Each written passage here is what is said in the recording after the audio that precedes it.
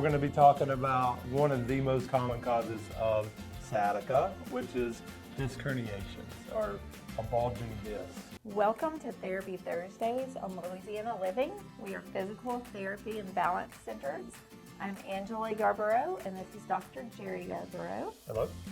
What are we going to be talking about today? So today we're going to be talking about back pain, but even more specifically, sciatica. Sciatica. What is sciatica? Well, sciatica is a common medical term for pain that runs down your leg. Oh, yeah. I have had that before. Yeah, me too. Yeah. But specifically today, we're going to be talking about one of the most common causes of sciatica, which is disc herniations or a bulging disc. So just a quick anatomy background is our spine is made up of about 32 bones called vertebra, and in between each bone we have a cushion, which is called a disc. And either as we age or we put undue stresses on our disc, they will sometimes herniate or bulge.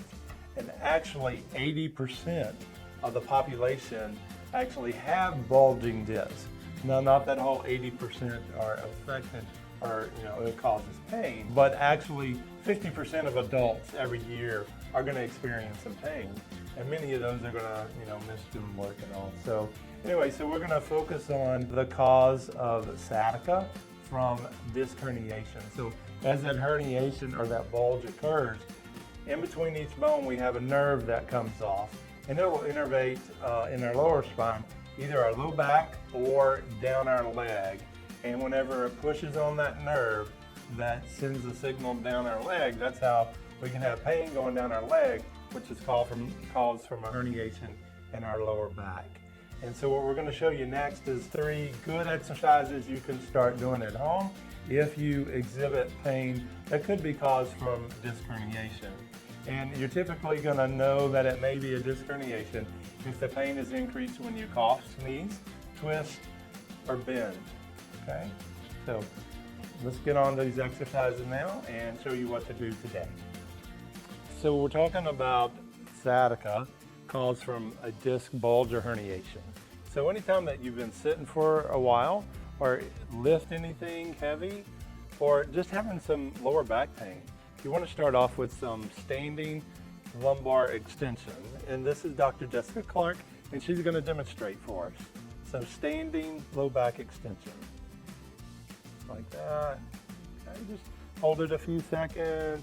This will normally feel good. Okay, do it about 10 times or so, and that should help decrease some of your pain. What that's doing is help pushing that disc kind of back in place. And we're going to show you 2 more. If you lay down, the first one is what we call prone on elbows. So you're laying on your tummy, and you're going to come up on your elbows, leaving your pelvis and your low back in position. Do not raise them up off the bed or mat, okay? And from there, when you can do that without significant pain, you can advance it to prone on hands like that. And you're going to try to hold that as long as you can, up to about a minute if you can, and do that about 10 times. And that will help significantly decrease your low back pain and sciatica caused from a disc bulge. All right, if that doesn't help, give us a call. We're always here to help you at Fyzical Therapy and Balance Centers.